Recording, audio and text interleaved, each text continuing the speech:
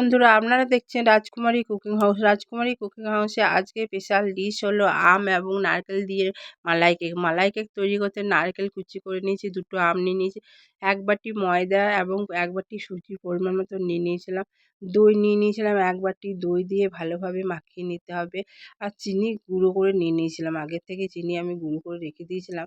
চিনি দিয়ে দেওয়া হলো, চিনি এবং নারকেল আর আম দিয়ে যে পেস্টটা তৈরি করেছিলাম, ময়দা এবং সুজি সব ভালোভাবে মাখিয়ে নিতে হবে খুব ভালোভাবে। এবং বেকিং পাউডার দিয়ে দিলাম, বেকিং পাউডার দিয়ে বেশ ভালোভাবে মিশ্রণটাকে মাখিয়ে নিতে হবে, হাত দিয়ে হোক বা চামচ দিয়ে কোনো দিয়ে ভালোভাবে মাখিয়ে নেওয়ার পরে ওই দিয়ে একটা পাত্রে আমি তেল বুলিয়ে নিয়েছিলাম, তেলটা ভালোভাবে চারিদিকে দিয়ে দিতে হবে কারণ যে সে পাত্রের গায়ে না লাগে, এবং সেভ করে নিয়েছিলাম। দেওয়ার পরে আমি ওইদিকে একটা কড়াইতে জল বসিয়ে দিয়েছিলাম, বাটি দিয়েছি একটা পাত্রে, ছিদ্র বাটি দিয়ে করে আমি ওই কেক টিনটা বসিয়ে দিয়ে ঢাকা দিয়ে দিয়েছি।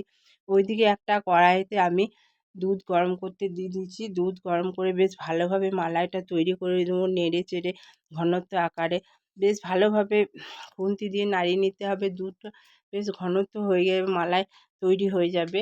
এদিকে কেকটা আমার কত সুন্দর হয়ে গেছে দেখুন, ছুরি দিয়ে আমি করছি, গায়েতে লাগেনি, কত সুন্দর আম দিয়ে পদে মালাই কেক তৈরি হয়ে গেছে, আম এবং নারকেল দিয়ে পদে। উপর দিয়ে আমি যে মালাইটা তৈরি করেছিলাম দিয়ে দেবো, তারপরে এইভাবেই তৈরি হয়ে যাবে আম এবং নারকেল দিয়ে মালাই কেক। আমি তৈরি করে দেখেছি, আপনারা একবার তৈরি করে দেখবেন, বাচ্চা বড় প্রত্যেকে ভালোভাবে এইভাবে এই গ্রীষ্মে আমের সিজন, এই সময় পাকা আম দিয়ে বেশ ভালোভাবে মালাই কেক তৈরি করতে প্রত্যেক বাচ্চাটাই যত ভালোবাসে এবং বড়রাও খুব ভালোবাসে।